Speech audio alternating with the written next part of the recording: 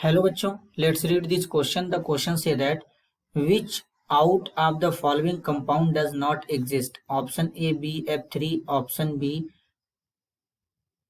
thallium trichloride, option C thallium pentachloride, option D both B and C.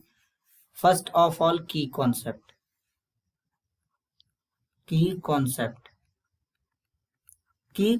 होगा existence of compound. तो basically अगर boron की बात करेंगे तो बोरान जो होता है इसका एटॉमिक नंबर होता है 5, इलेक्ट्रॉनिक कॉन्फ़िगरेशन होता है 1s2 2s2 2p1। बोरान का वैलेंस इलेक्ट्रॉन होता है 3।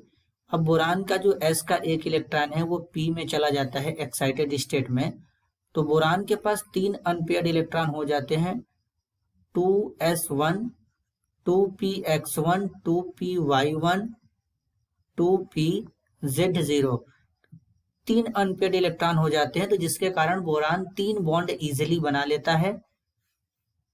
और फ्लोरीन है, जो फ्लोरीन का एटॉमिक नंबर होता है 9, कॉन्फ़िगरेशन होता है 1s2 2s2 2p5।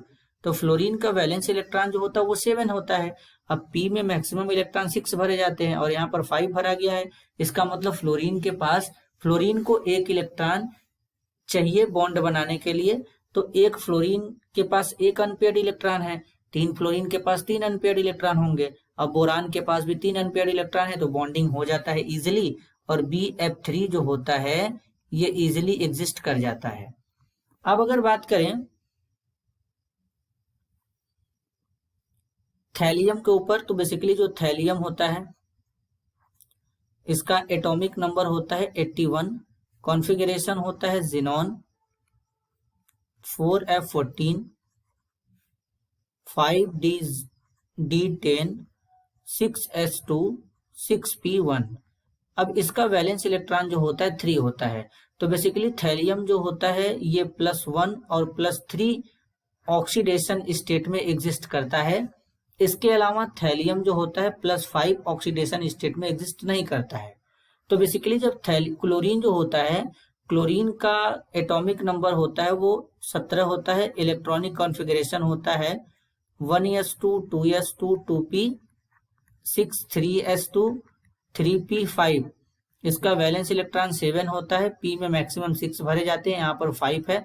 इसका मतलब क्लोरीन के पास एक अनपेयर्ड इलेक्ट्रॉन है।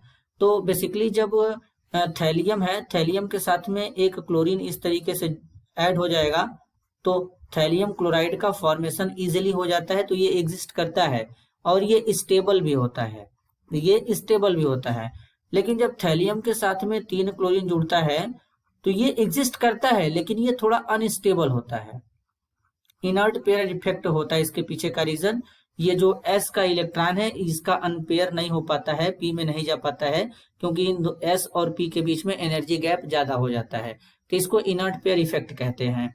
लेकिन फिर भी ये एग्जिस्ट कर जाता है अनस्टेबल होने के बावजूद भी। तो मतलब थैलियम क्लोराइड और थैलियम ट्राइक्लोराइड ये दोनों एग्जिस्ट कर जाते हैं, लेकिन इसके पास 5 अनपेयर्ड इलेक्ट्रॉन नहीं होते हैं। तो जो थैलियम पेंटाक्लोराइड है, थैलियम पेंटाक्लोराइड है, ये एग्जिस्ट नहीं कर पाता है।